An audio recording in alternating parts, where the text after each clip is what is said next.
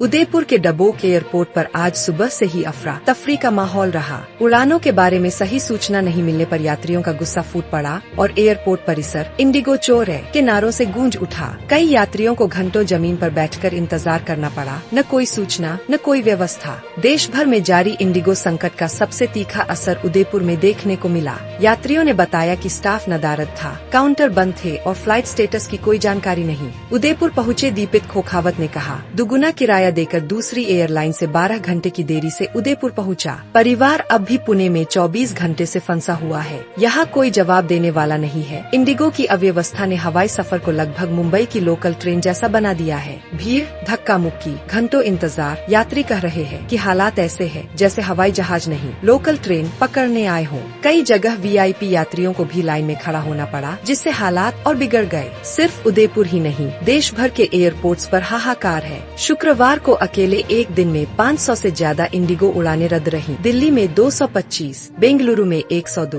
पुणे और हैदराबाद में 32। IGI airport पर हजारों बैग ऐसे बिखरे पड़े थे जैसे लावारिस पार्सल हों। छोटे बच्चे कुर्सियों पर सोते दिखे, बुजुर्ग पानी तक के लिए परेशान। एक महिला यात्री की आवाज इस संकट की असल कहानी बताती है। सुबह 5 बजे से बैठे हैं, न मैसेज न मेल। एयरपोर्ट आकर पता चला कि फ्लाइट कैंसिल हो चुकी है। दिल्ली से लेकर गोवा और अहमदाबाद तक हर जगह यात्रियों के चेहरे पर थकान, निराशा और सवाल ही सवाल थे। इधर इंडिगो ने डीजीसीए से एफडीटीएल नियमों में छूट मांगी है, यानी एयरलाइन सीधे संकेत दे रही है कि क्रू संकट महीनों से बढ़ रहा था, लेकिन न भर्ती हुई न प्लानिंग। डीजीसीए अब हर 15 दिन में रिपोर्ट, त्वरित भर्ती, ट्रेनिंग और रोस्टर सुधार की बात कर रहा है, लेकिन यह सब आग लगने के बाद कुआं खोदने जैसा है। यात्री आरोप लगा रहे हैं कि दूसरी एयरलाइंस ने किराए 2 गुने कर दिए हैं। कई लोग कह रहे हैं कनेक्टिंग फ्लाइट मिस हो गई, कोई मदद नहीं मिली, सामान 3 दिन से गायब है। इंडिगो एक एक्सचेंज ऑफर दे रहा है, पर खुद स्टाफ को नहीं पता कि दूसरी फ्लाइट चलेगी भी या नहीं। इंडिगो का दावा है कि स्थिति 3 महीने में सामान्य हो जाएगी, लेकिन बड़ा सवाल यह है कि इतनी बड़ी क्रू कमी कैसे हो गई।